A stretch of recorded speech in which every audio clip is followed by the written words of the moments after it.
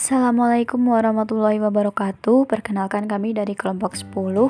Di sini kami akan mempresentasikan hasil diskusi dari kelompok kami pada mata kuliah perpajakan dengan materi PPH Pasal 4 atau PPH Final.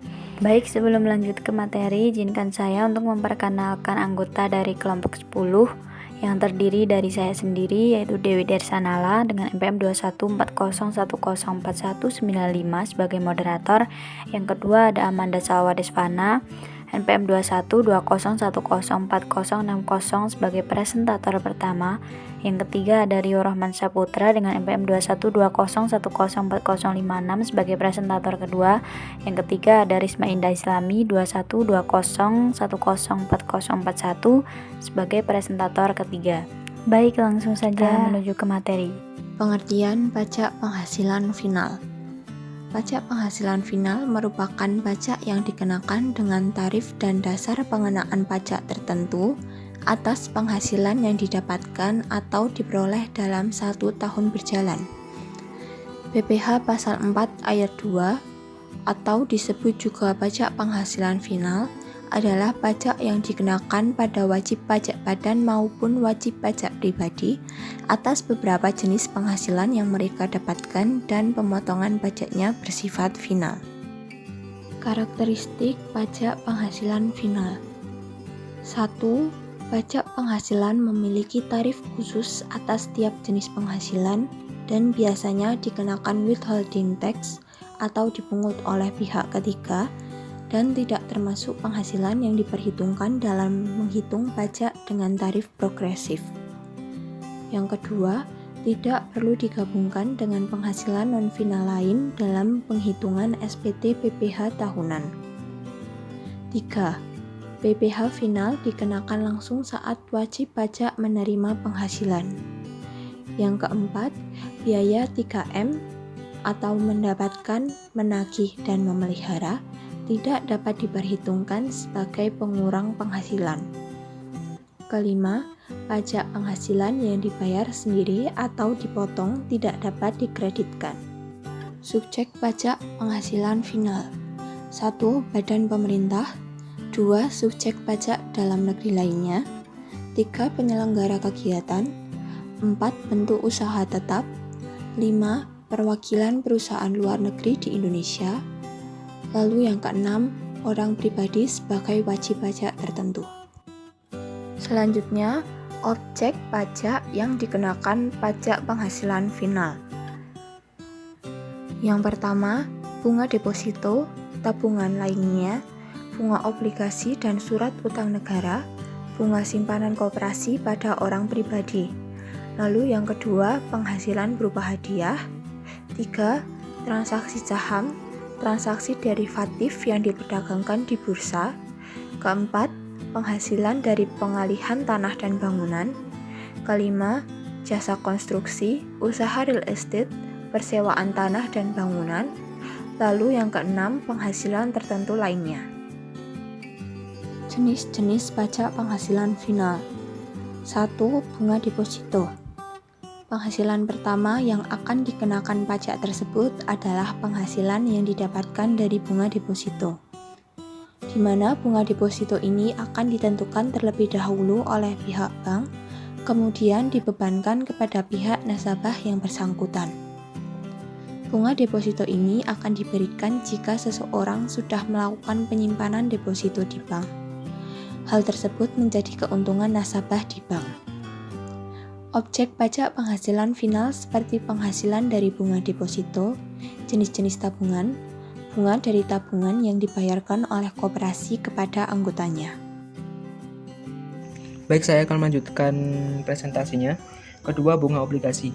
Bunga obligasi dapat diartikan sebagai utang yang dimiliki dari pihak penerbit obligasi. Bunga tersebut akan dibebankan kepada pihak yang memegang obligasi yang disertai dengan ketentuan. Ketentuan dimaksud adalah untuk membayar kembali pokok utang tersebut. Maka dari itu, seseorang biasanya akan mendapatkan penghasilan dari bunga obligasi ini. Ketiga, hadiah undian. Penghasilan didapat dari hadiah undian ini biasanya berasal dari undian yang dilakukan oleh pihak penyelenggara kepada nasabah. Pada sebuah bank misalnya, Kemudian tersebut terjadi apabila seseorang nasabah sudah menabung di bank dalam jumlah yang banyak yang kemudian akan mendapatkan kupon.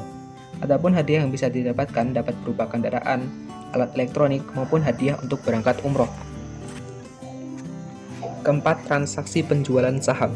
Adapun penghasilan yang didapatkan berasal dari transaksi penjualan saham perusahaan di Bursa Efek. Penjualan saham tersebut dapat dijadikan sebagai sebuah penghasilan yang diperoleh oleh perusahaan, sehingga penghasilan tersebut akan dikenakan pajak penghasilan final dan akan dilunasi. Karena memang hasil penjualan tersebut bisa dalam jumlah yang besar.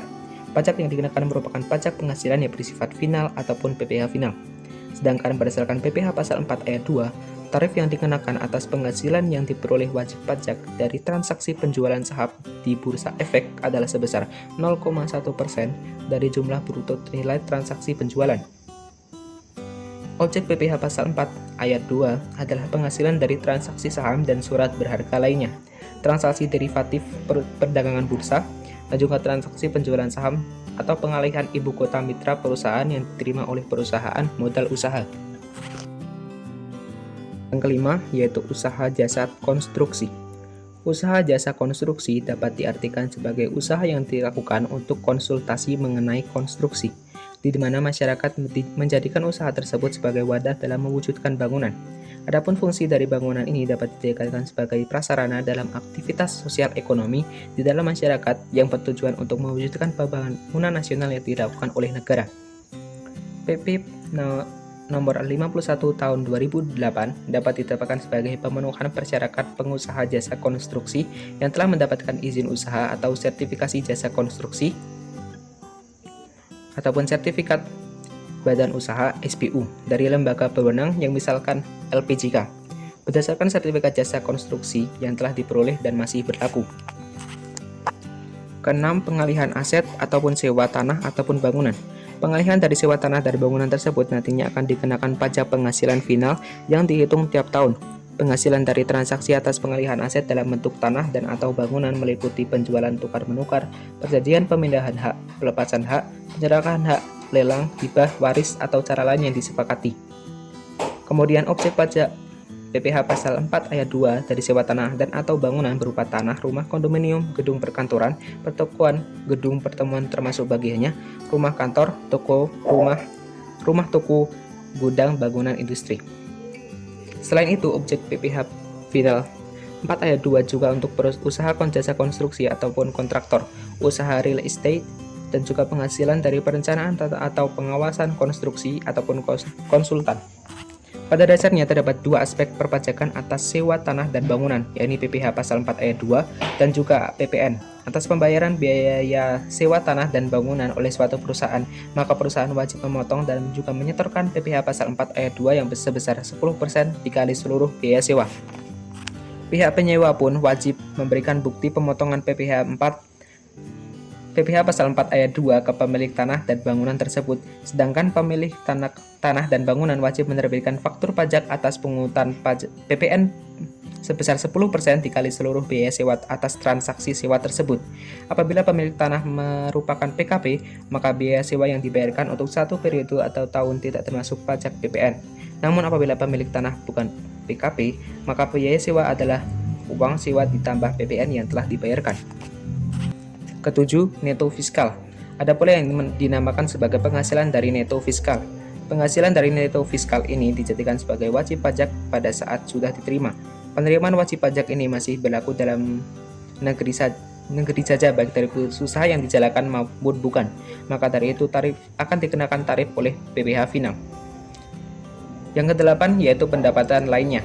Penghasilannya juga sebagai objek PPh final pasal 4 ayat 2 adalah pendapatan lainnya yang spesifik seperti diatur dalam peraturan pemerintah. Untuk menjadi perhatian, ketika PPh pasal 4 ayat 2 dikenakan atas transaksi antara perusahaan dan individu, di mana perusahaan bertindak sebagai penerima penghasilan tersebut, maka perusahaan wajib menyelesaikan pajak ini.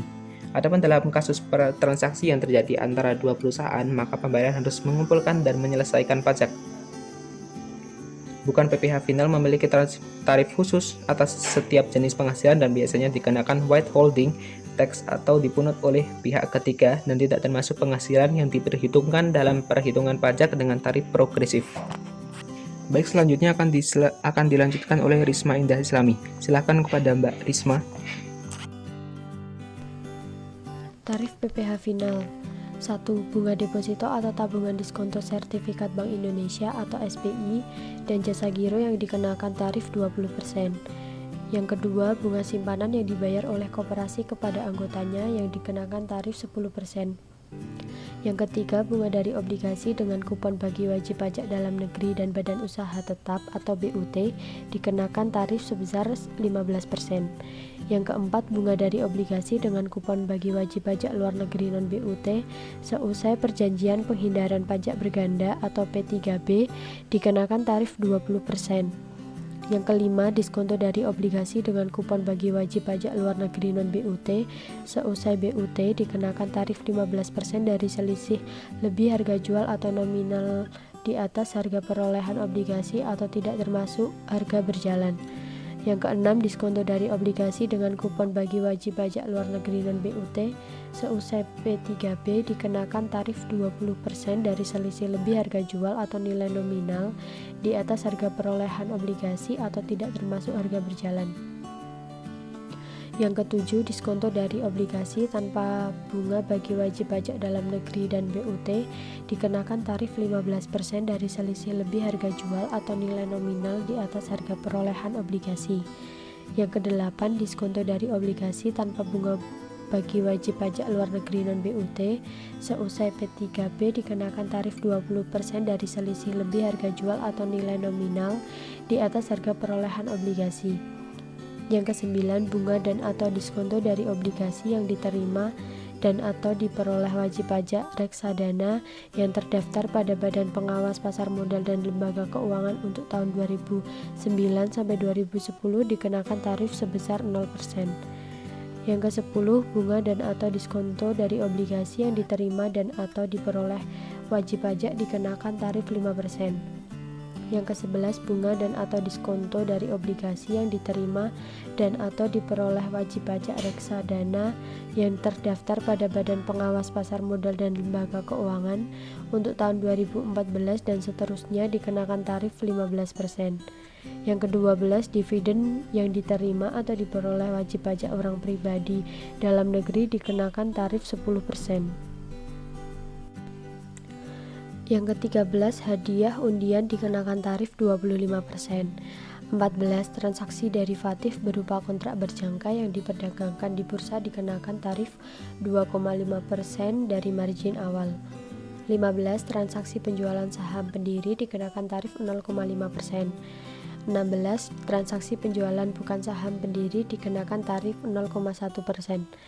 17, jasa konstruksi yang terdiri atas 1. Pelaksana jasa konstruksi kecil dikenakan tarif 2%. Pelaksana jasa konstruksi tanpa sertifikasi dikenakan tarif 4%. Pelaksana jasa konstruksi sedang dan besar dikenakan tarif 3%. Perancang atau pengawas jasa konstruksi oleh penyedia jasa konstruksi dengan sertifikat usaha dikenakan tarif 4%. Perancang atau pengawas jasa konstruksi oleh penyedia jasa konstruksi tanpa sertifikat usaha dikenakan tarif 6%.